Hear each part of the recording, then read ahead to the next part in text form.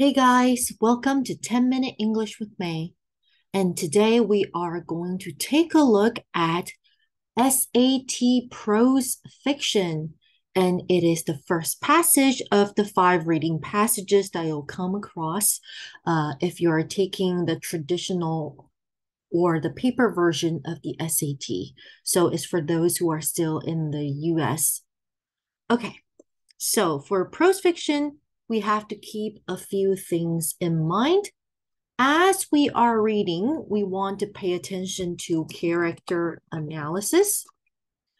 We also want to pay attention to any shifts in time or in place, or any introduction of new characters or strong word choices. Okay, so let's look at the title. This is The Angel's Game. The narrator, a writer, recalls his childhood. So based on this, you should know that probably you should be anticipating a shift in time because he is reminiscing about the past, right? In early 20th century Barcelona. Even then, my only friends were made of paper and ink. At school, I had learned to read and write long before the other children. So, what is your character analysis so far? We know that he is a bookworm and also he's quite precocious, right? Precocious meaning he's quite mature or intelligent for his age because he reads better than the other kids. Where my school friends saw notches of ink on incomprehensible pages, I saw light streets and people. So, do you see how this is a contrast between the narrator and the peers? Words and the mystery of their hidden science fascinated me. So, he really loves it. He's passionate, right? And I saw in them a key with which I could unlock a boundless world, a safe haven from that home. Uh-oh, safe haven from that home. What does that mean? So again, this is a contrast, right? So probably we can infer that he doesn't come from a nice household, right? Not a good home. And that's why he needs to find shelter in the reading. Those streets and those troubled days in which even I could sense that only a limited fortune awaited me. So things were dark in real life. That's why he wanted to escape. So to sum up, it's reasons why he enjoys reading. My father. Now, do you see an introduction of a new character? So I'm going to draw a line here indicating a shift. My father didn't like to see books in the house. So that's why he doesn't encourage reading. There was something about them apart from the letters he could not decipher. So dad is not educated, illiterate. So maybe that's why he supposedly is from a working class family. That offended him. He used to tell me that as soon as I was 10, he would send me off to work and that I better get rid of all my scatterbrain ideas if I didn't want to end up a loser, a nobody. I used to hide my books under the mattress and wait for him to go out or fall asleep so that I could read. Once he caught me reading at night and flew into a rage. So you can see the dad has anger management issue. Anger. He tore the book from my hands and flung it out of the window. So whenever you come across different characters in their interaction, just make a negative or a positive sign. So in this case, I'm going to draw a big negative, right? Bad interaction with dad. If I catch you wasting electricity again, reading all this nonsense, you'll be sorry. My father was not a miser. Interesting. So this is actually not bad, right? A miser is somebody who is cheap. So dad is actually not that cheap. So this is something positive for dad. So pay attention, right? Sometimes when we're describing a character, we would talk about the goods and the bad. Despite the hardship we suffered, whenever he could, he gave me a few coins. So that is good. So that I could buy myself some treats like the other children. So I'm going to draw a positive sign here. There's a shift.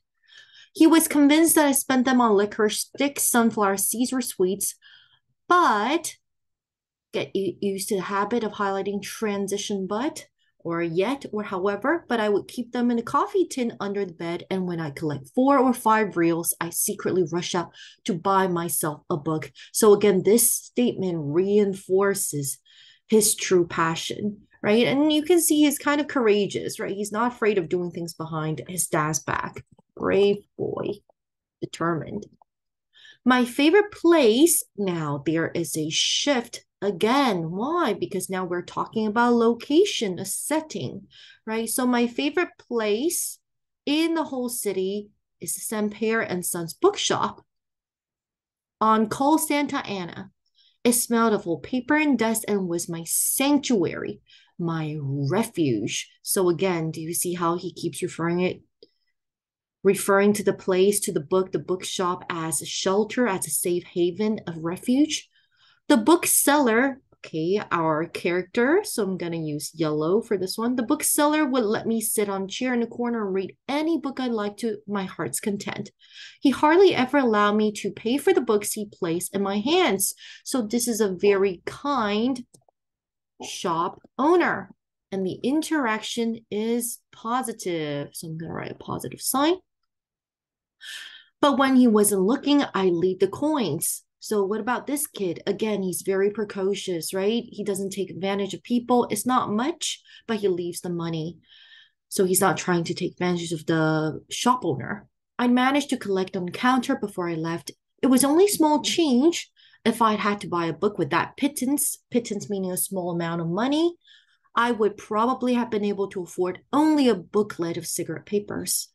When it was time for me to leave, I would do so dragging my feet. So again, you can see the passion. He's reluctant to go home. A weight on my soul. If it happened up to me, I would have stayed there forever. One Christmas. So again, I want to draw a shift here. Why? Because we are now referring to a specific incident. One Christmas, Semper gave me the best gift I have ever received. When they say it's best, something great. It was in a volume read and experienced to the full, so a very old book. Great Expectations by Charles Dickens. I read on cover. I was aware that Semper knew a few authors who frequented his establishment, and judging by the care with which he handled the volume, I thought perhaps this Mr. Dickens was one of them. Simply shows us, the function of the sentence that Semper, the shop owner, loves that book as well, and he's willing to part with that treasure book and give it to that kid. So again, he is very caring, avid reader. A friend of yours? So this kid is very innocent, right? He doesn't know Mr. Dickens is long gone. And he said, the shop owner said, a lifelong friend. And from now on, he's your friend too. So we know it's not a real friend, but comparing a book to a friend. So they're making personification, which is the same as what is being done in the beginning, right? My only friends were made of paper and ink.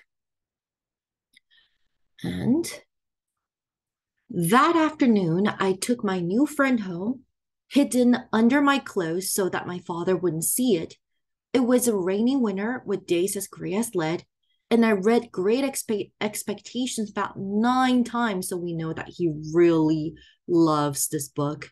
Partly because I had no other book at hand. That's one of the reasons. Partly because I did not think there could be a better one in the whole world, and I was beginning to suspect that Mr. Dickens had written it just for me.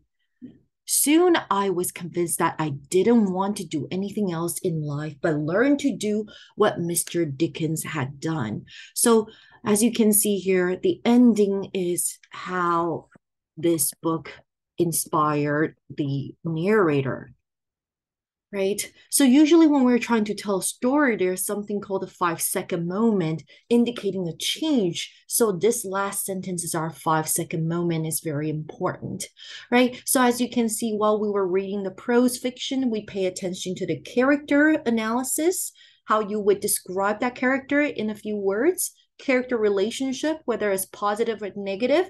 And remember, 2 characters could have good and bad relationship. Okay, and of course, we pay attention to the shift when there's a shift in place, in time, or going to a specific incident.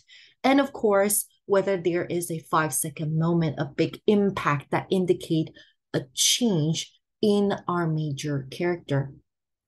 And that is it for today's reading session. I will see you next time.